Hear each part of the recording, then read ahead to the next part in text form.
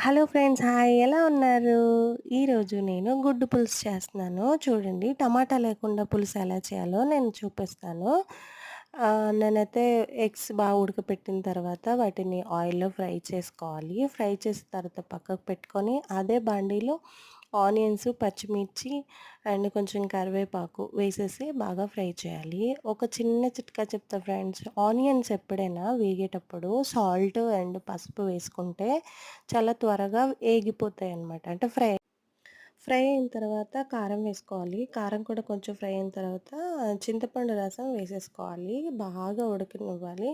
ఉడికిన తర్వాత అందులో ఎగ్స్ ఏసేసుకోవాలి. ఏసేసుకున్న తర్వాత లాస్ట్‌గా కొత్తిమీర అలా గార్నిష్ చేసుకుంటే చాలా అంటే చాలా బావుంటుంది.